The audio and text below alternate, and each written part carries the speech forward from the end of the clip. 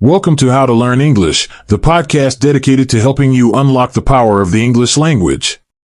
I'm your host, Jack Chen, and today I'm joined by two incredible guests, Dr. David Ramirez, a renowned linguist specializing in second language acquisition, and Maria Garcia, a successful English teacher and author of English for Everyone. Welcome, David and Maria. Thanks for having me, Jack. It's a pleasure to be here. Let's dive right in. David, what's the biggest myth surrounding English language learning that you often encounter? The biggest myth is that there's a single best method. The truth is, everyone learns differently. What works wonders for one person might be completely ineffective for another. It's all about finding the right approach that aligns with your learning style, personality, and available resources. I completely agree, David. I've worked with so many students, and each one has a unique learning journey. Some thrive with structured grammar lessons, while others prefer immersion through movies and music.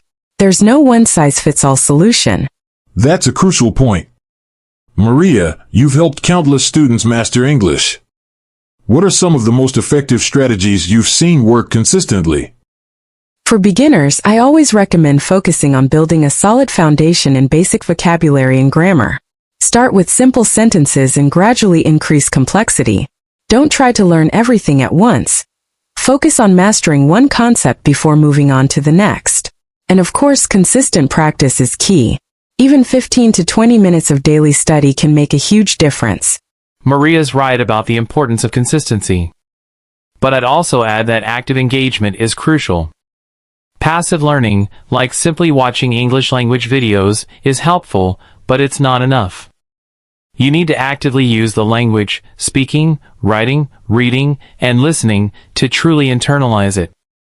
Let's talk about the 4 key skills: reading, writing, listening, and speaking. David, how can learners effectively balance these? It's important to work on all 4 skills simultaneously, but you can prioritize based on your goals and strengths. If your goal is to improve your conversational English, you might focus more on speaking and listening. If you need to write professional emails, you'll need to dedicate more time to writing. The key is to find a balance that works for you and to make sure you're actively engaging with the language in all 4 areas. And don't forget the importance of incorporating fun into the process.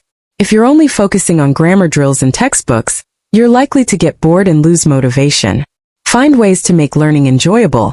Watch movies, listen to music, read books, or join a conversation group. Maria, what are some common pitfalls that English learners often fall into? One common mistake is trying to learn too much too quickly. It's better to focus on mastering a few key concepts thoroughly than to skim over a large amount of material without really understanding it. Another common mistake is neglecting pronunciation. Good pronunciation is essential for clear communication, and it's often overlooked. And finally, many learners are afraid to make mistakes. But mistakes are a natural part of the learning process. Don't be afraid to speak, even if you make errors. I'd add that relying solely on translation can be a hindrance. While translation can be helpful at times, it's important to start thinking in English as much as possible. Try to connect words and phrases directly to their meanings, rather than always going through your native language as an intermediary.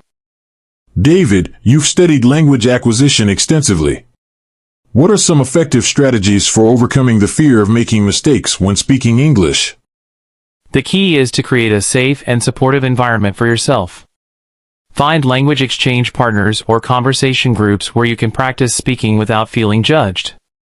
Remember that everyone makes mistakes when learning a new language, and it's through those mistakes that we learn and grow. Focus on communicating your ideas effectively, rather than striving for perfect grammar and pronunciation from the start. I often encourage my students to record themselves speaking, and then listen back to identify areas for improvement. This can be a really effective way to track your progress and build confidence. Also, celebrating small victories along the way is crucial for maintaining motivation. Don't wait until you're fluent to celebrate. Celebrate every small step you take. Let's talk about resources. What are some tools or methods that you recommend for different learning styles? For visual learners, flashcards and diagrams can be incredibly effective. Auditory learners might prefer podcasts, audiobooks, or language learning apps with audio components. Kinesthetic learners might benefit from role-playing activities or using physical manipulatives. And of course, there are countless online resources available, from language learning apps to online dictionaries and grammar guides. I'm a big fan of using authentic materials, things like news articles, movies, TV shows, and music, to immerse yourself in the language. This helps you learn how English is actually used in real-life situations, which is far more valuable than simply memorizing grammar rules. How can learners stay motivated, especially when progress seems slow? Setting realistic goals is crucial. Instead of aiming for fluency overnight, set smaller, achievable goals, such as learning 5 new words a week or having a 5-minute conversation with a language partner.